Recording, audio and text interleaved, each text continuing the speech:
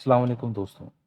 अ, ये वीडियो में हम बेसिकली डिस्कस करने वाले हैं initial discussion regarding the oops. ठीक है।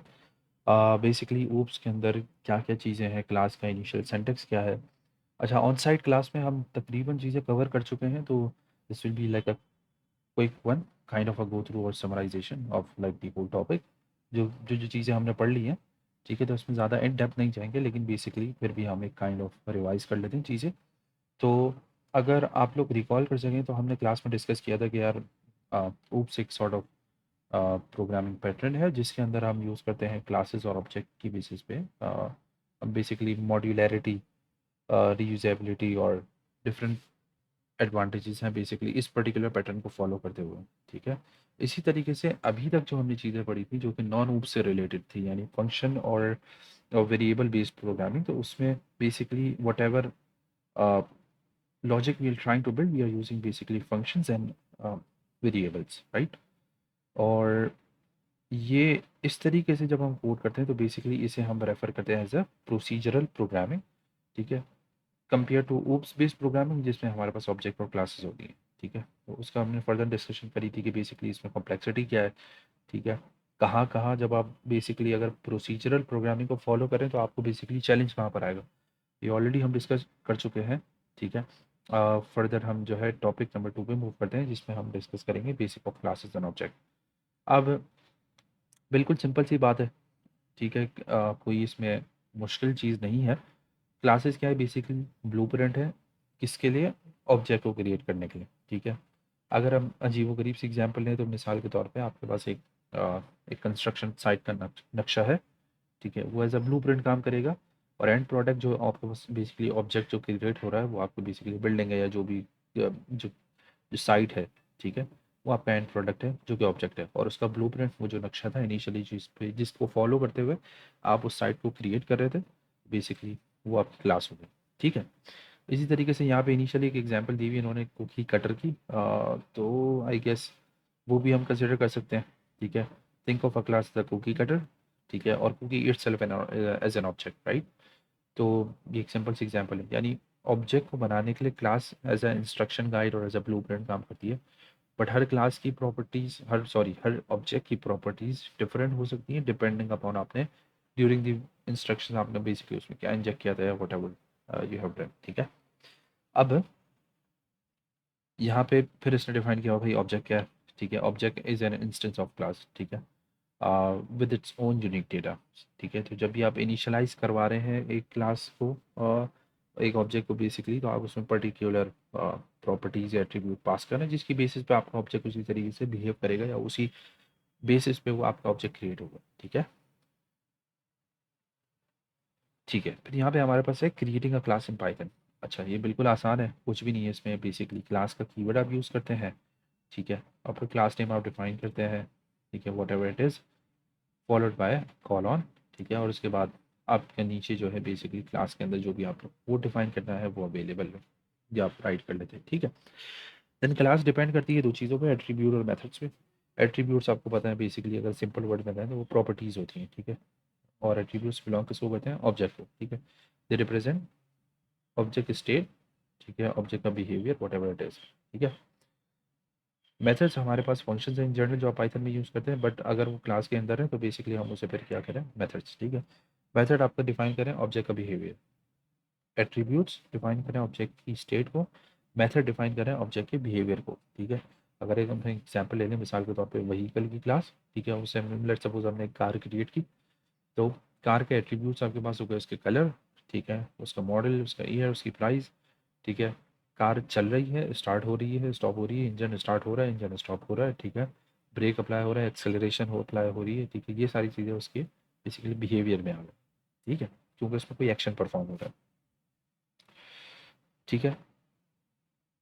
देन नेक्स्ट टॉपिक इज, अगर हमें क्लास का बेसिकली एक इंस्टेंस ऑफ क्लास क्रिएट करनी है तो वो किस तरीके से होगी, और उसकी फर्दर यहाँ पे डिटेल्स दी हुई हैं, या पढ़ लीजिएगा। Then we have the self parameter जो कि बार बार हम यूज़ कर रहे होते हैं। जो सेल्फ हम पास करते हैं बेसिकली वो current instance of the class होता है। ठीक है।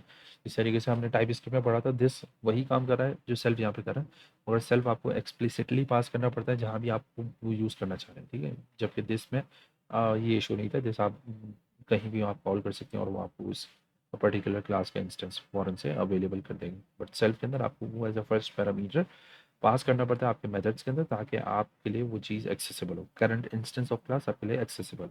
ठीक है। उसके बाद यहाँ पे एक सिंपल सी क्लास इन्होंने क्रिएट की हुई है, creating a simple class and object. ये क्लास इन्होंने व्हीकल डिफाइन की हुई है, उसके स्टैंड एट्रीब्यूट्स डिफाइन किए हुए हैं, देन फिर उसके मेथड्स डिफाइन किए हुए हैं। ठीक है। बेस्ड ऑन दैट वो एक क्लास जनरेट हो रही है और फिर उसकी वैल्यूज़ और उन चीज़ों को प्रिंट किया हुआ है। ठीक है।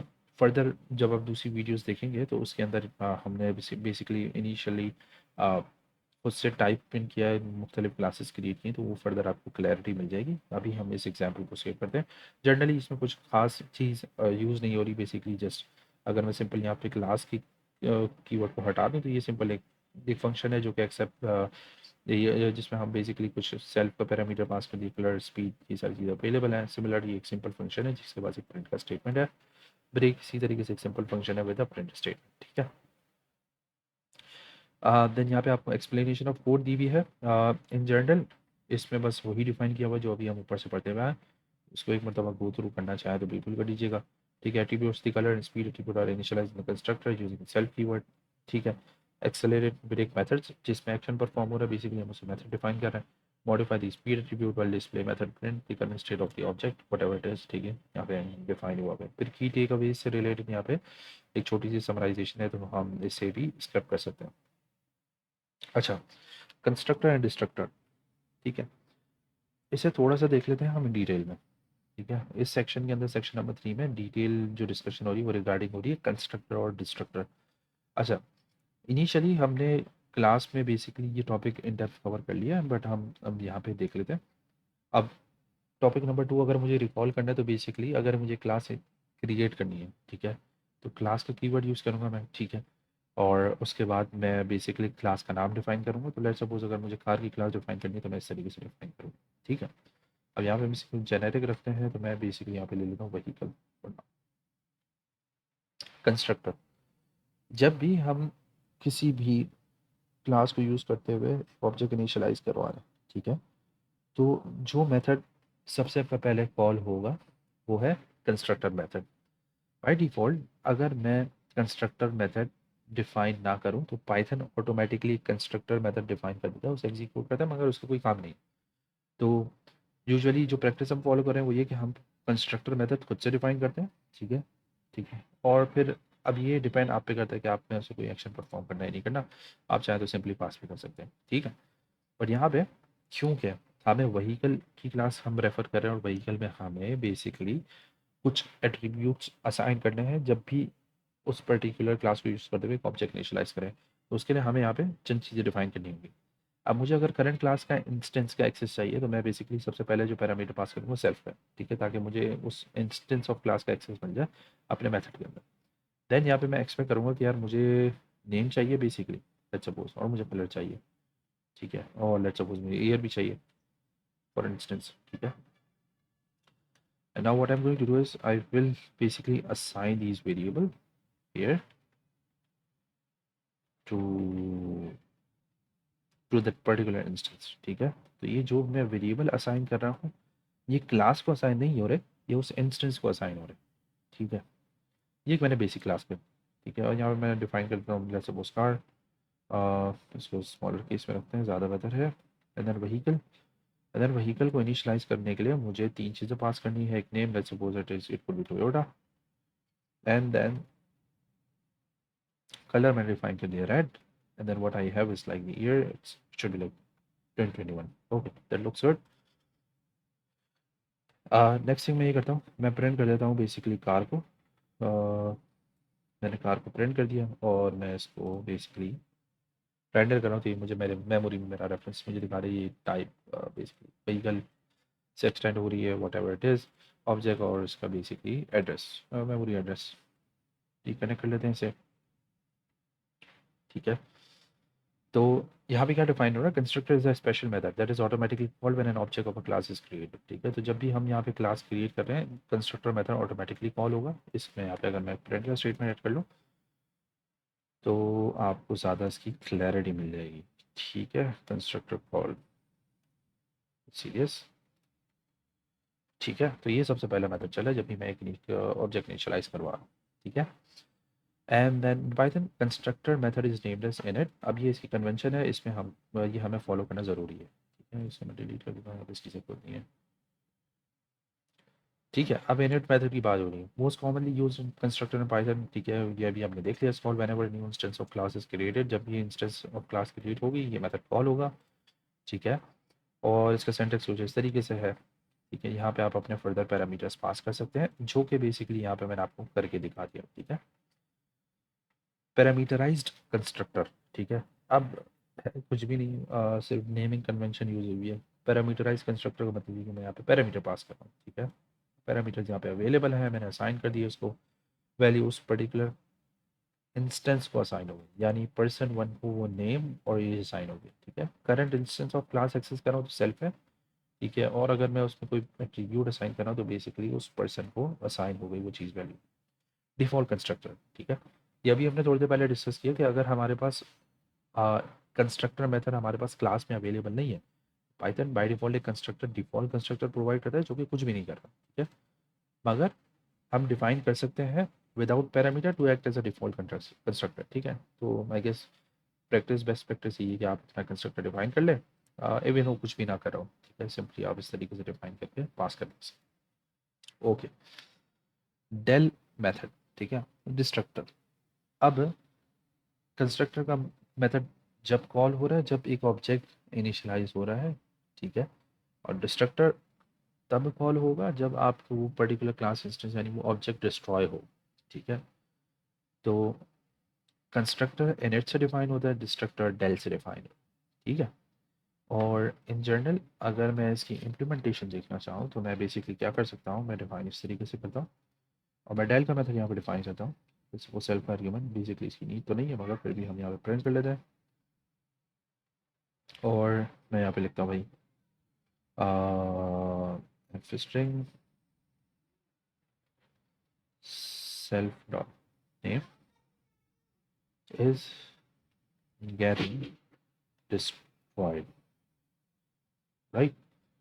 सो इसको देखते हैं क्या चल रहा है ये, लेट्स सी, ठीक है।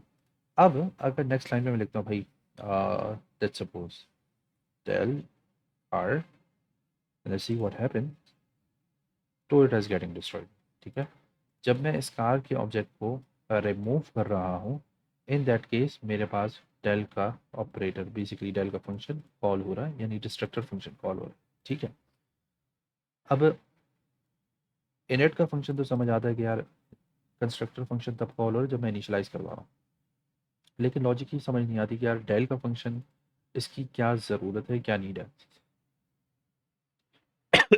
सॉरी, बेसिकली होता ये है कि लेट्स सपोज एग्जांपल हम ये अज्यूम करते हैं कि एक क्लास के अंदर लेट्स सपोज, अब ये हम बेसिकली लॉजिकली सोच रहे हैं, मैंने जैसे ही वो क्लास इनिशियलाइज हुई मैंने डेटाबेस के साथ एक कनेक्शन क्रिएट किया, ठीक है।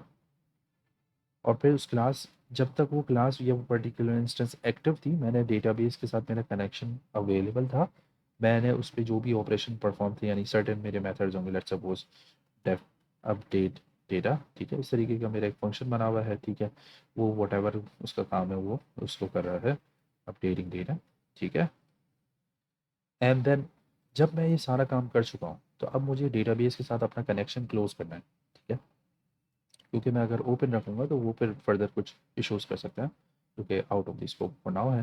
लेकिन जब मैंने डेटाबेस के साथ लेट्स सपोज अपना कनेक्शन मैंने इनिशियलाइज़ करवाया था, अब मेरा काम कंप्लीट हो गया। अब मैं जब उस ऑब्जेक्ट को या उस इंस्टेंस को डिस्ट्रॉय कर रहा हूँ तो मुझे मेक श्योर करना है कि मेरा डेटाबेस के साथ कनेक्शन क्लोज हो जाए, ठीक है।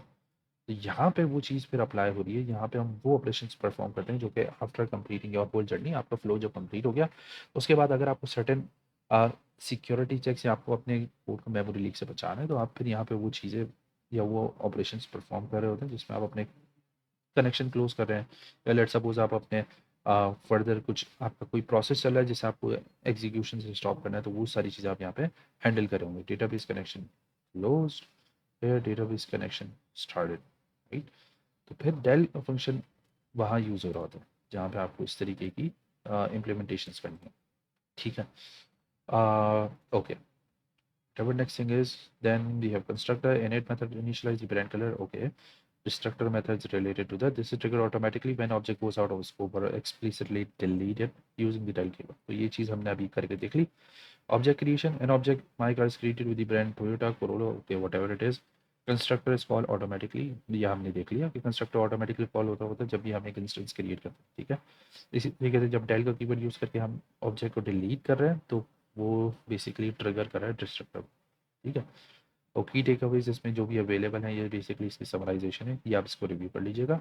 और नेक्स्ट टॉपिक में फिर हम डिस्कस करेंगे क्लास एट्रीब्यूट और इंस्टेंस एट्रीब्यूट.